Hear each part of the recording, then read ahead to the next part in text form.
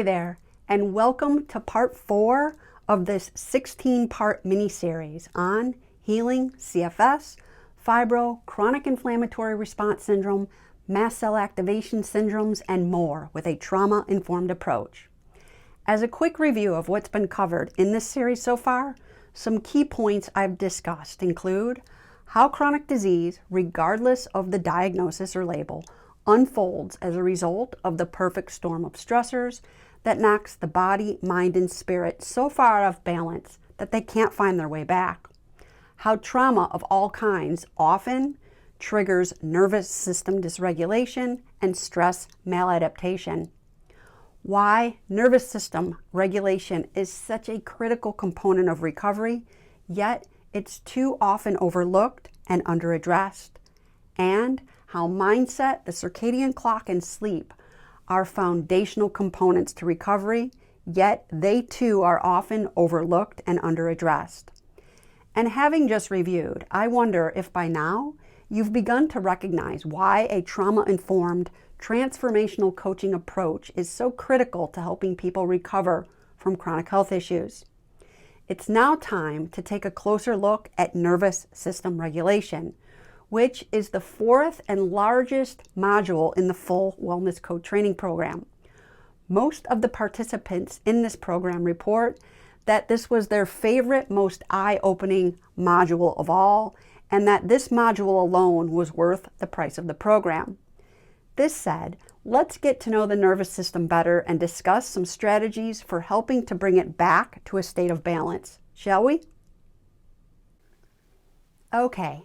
To begin, ANS is the abbreviation for the autonomic nervous system, of which I will be using this term often throughout this entire series. The ANS, in tandem with its wingman, the vagus nerve, is the homeostatic control center of the body. In other words, the ANS interprets environmental inputs and then regulates organ function accordingly to keep the body in a state of adaptation.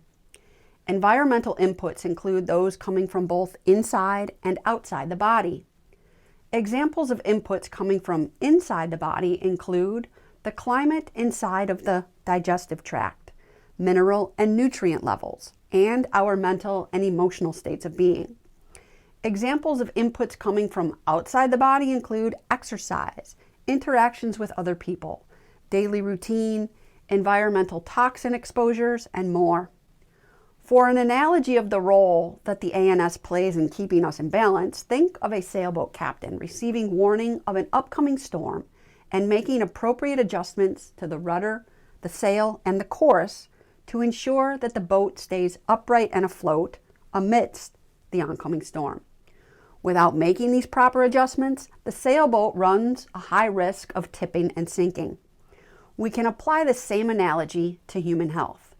If the ANS does not interpret and respond appropriately to environmental inputs, the body will not properly adapt to these stressors placed upon it. And a dysfunctional ANS leads to a dysfunctional body and mind. When this occurs, all health supportive functions such as digestion, cellular energy production, immune function, detoxification, and hormone balance become sluggish, or they can even come to a grinding halt. In this state, the body succumbs to challenges such as chronic fatigue, brain fog, digestive dysfunction, chronic infections, and ongoing widespread inflammation.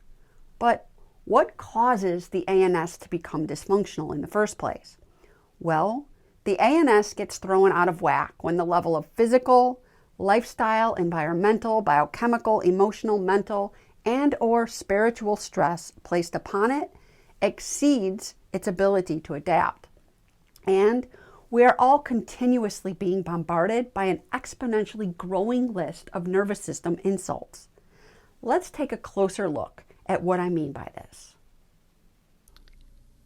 Okay, so worldwide stress levels are at an all-time high and climbing due to factors such as a hostile political climate, economic hardship, technology overload, high toxic burden, lack of connection, unhealthy lifestyle habits, lack of downtime, a failing healthcare system, the current pandemic, and societal tension. Trauma has become more a norm than an exception. People's nervous systems are being pushed beyond their capacities. The global toxic burden is increasing exponentially. The more industrialized and technology-driven the world becomes, the more toxins we accumulate in our bodies, especially in the brain, which is the epicenter of the nervous system. To date, more than 100,000 new chemicals have been created by mankind, chemicals which do not exist in nature, particularly artificial blue light and dirty electricity.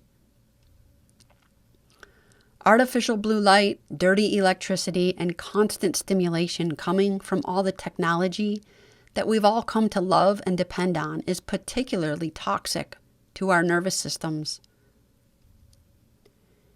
Humans, you see, are natural beings governed by the laws of the natural universe. The further we deviate from these laws, the further from health and closer to dis-ease we move. Chronic physical and mental health challenges are on the rise and becoming increasingly complex and non-responsive to many interventional strategies. The current medical paradigm is simply not designed to adequately support those with chronic health conditions. All this said, how stressed is your nervous system? It's now time for a brief nervous system self-survey. For each statement, I invite you to jot your answers down on a sheet of paper. 0 equals never, 1 is seldom, 2 is sometimes, 3 often, and 4 almost always. So here we go. I feel fatigued and lack stamina. I feel tension in my body. I have difficulty relaxing. I don't engage in a daily recharge ritual. I have heightened sensitivity to sound, light, chemicals, foods, and/or other stimuli. I feel on edge, fearful, and/or a sense of impending doom. I feel overwhelmed by life's demands. I feel tired but wired, especially at night. I don't sleep well and often wake up feeling unrefreshed. I struggle with brain fog. I tend to crash to some degree after physical or mental exertion. I feel dizzy when going from a sitting to a standing position quickly. I feel hungry soon after eating a substantial enough meal. I am highly critical of myself and/or others. I lack patience. I have a constant to-do list running in my mind. I am emotionally fragile and easily triggered by others and/or circumstances. I experience heart palpitations. I worry about the future and/or ruminate about the past. I lack joy and fulfillment in my life. I get stuck within negative looping thought patterns that are hard to break. I experience feelings of panic or surges of painful emotion that I can't control. I am pessimistic and have a glass half empty perspective on life. I blame myself, others, or outside circumstances for my misfortune. I find it hard to make decisions. I don't get enough downtime. I feel I lack the resources and/or wherewithal to change my circumstances. I feel misunderstood and/or unsupported by friends, family, and/or colleagues. I experience anxiety and/or depression. And lastly, I feel generally unwell. Now total up your points out of 120, and I'm curious, where do you fall? Where do you range from being calm, cool, and collected versus stressed to the max? Obviously, the higher your point value, the more stress maladaptation is playing a role in your current challenges, and the more intervention the nervous system needs from you. I'll go out on a limb here and say that I strongly feel learning and implementing tools for nervous system self-regulation should be a top priority for optimal health and well-being for everybody, regardless of their health status. In fact, I feel it should be made into a primary subject taught in all years of school, especially high school. Can you imagine how different the world would be if this were the case? Okay, so I hope my previous explanations and that brief slideshow painted a clearer picture of the autonomic nervous system and why resolving stress maladaptation is so critical, not just for recovery from chronic health issues, but to all aspects of our lives. And I also hope you have a better understanding of the state of your nervous system and can begin implementing some of the measures that I teach in this series to best support yourself. This said, when it comes to health restoration and optimization, it's essential to understand Hebb's law that states neurons that fire together wire together. This means that the more one's nervous system remains in an aroused stress state, and the more one engages in maladaptive stress patterns, the deeper one falls into a stress, pain, illness cycle that becomes harder and harder to break free from. This is an example of neuroplasticity working against us, and where the term limbic system trauma loop comes into play. Conversely, the more we engage in consistent measures to down-regulate the nervous system arousal response, and the more we interrupt the maladaptive stress pattern, the more the mind-body system can be entrained for wellness. This is positive neuroplasticity.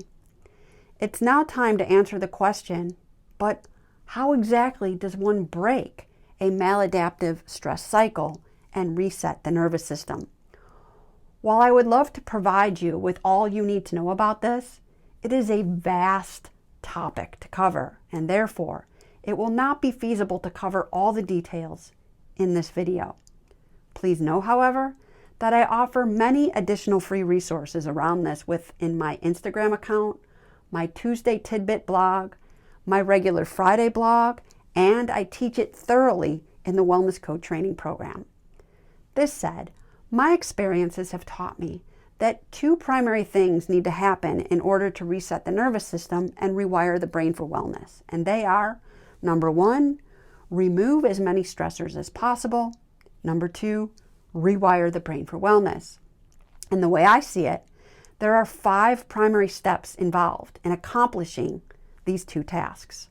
Now let's take a closer look at each of these steps.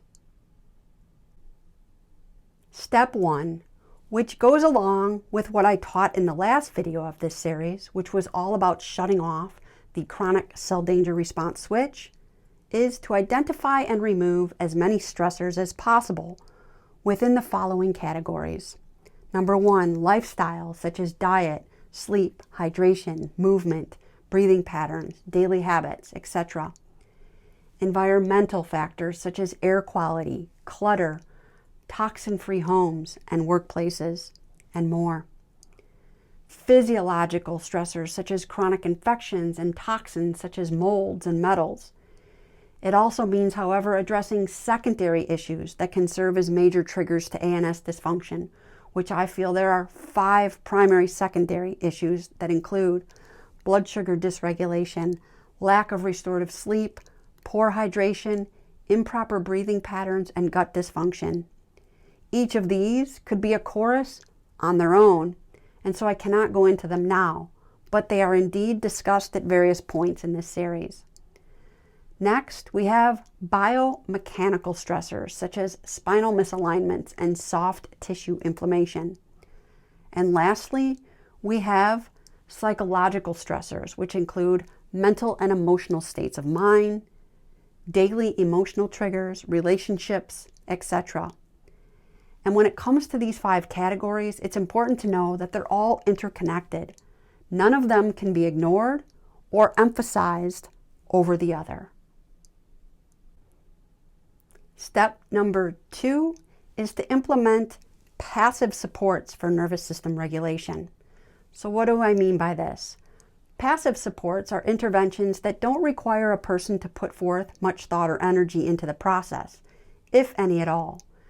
This type of support is particularly important for those that are severely fatigued and have significant brain fog going on, but they're also essential for everyone regardless of their energy levels. Examples of passive supports would include guided meditation applications, Apollo Neuro, HemiSync, BrainTap, vagus nerve stimulation, and various neurofeedback devices. Step number 3 is to address body stress and tension. This is integral because though nervous system arousal originates in the brain, the energy of the arousal, as well as unresolved trauma and ongoing psychological stress, resides in the body where it becomes issues in one's tissues, fueling a maladaptive stress response pattern. Strategies that are effective for supporting this component of the process include TRE, which stands for trauma release exercises. These are wonderful and super effective. You can learn more by visiting traumaprevention.com. Then we have Tai Chi, Qigong, Yoga Nidra, craniosacral therapy, all kinds of massage therapy, dancing, and regular body shaking throughout the day. Okay, so step number 4 is to implement brain rewiring techniques. This is likely one of the most critical steps in the process and cannot be skipped. This translates into consciously and intentionally engaging in nervous system self-regulation techniques around neuroassociations to pain, both physical and emotional, other symptoms, psychological triggers, and unresolved traumas. And the way I see it, there's 5 pillars of neural rewiring, and they include understanding, awareness, intention, consistency, and self-love. I take a super deep dive into these pillars, as well as specific daily neural rewiring techniques in the Wellness Code training program. And lastly, step number 5 is to rehabilitate and increase resilience in body, mind, and spirit. Once all the other steps are well underway and enough energy has been restored to the system, it's now time to focus attention on building resilience, and this is done by slowly and strategically implementing Hormesis. Hormesis is basically exposing oneself to a low dose of an acute stressor in order to stimulate the body at the cellular and energetic level to become stronger, fitter, and more resilient to greater loads of that same stressor, as well as other stressors. With consistency and a gradual increase in the exposure to appropriate hormetic stressors, the body, mind, and spirit will become more and more able to maintain or return to a state of homeostasis in the face of stressors that would otherwise cause an energy or health crisis. In other words, that which does not kill us makes us stronger. Examples of therapeutic hormetic stressors are cold therapy, sauna therapy, fasting, walking breath holds, which is a very specific breathing technique that is great for supercharging the mitochondria, the Wim Hof breathing technique, and so many more methods. Once again, all of this is covered in great detail within the Wellness Code training program. Okay, so that's a wrap for this video on resetting the nervous system. I do hope you found value within it and that it inspired you in some way to take action in your own life, no matter how small. Stay tuned for the next part of this series where I will teach all about energy testing and tapping into the powers of the subconscious mind in order to get answers to better guide the path. Until then, all my best to you.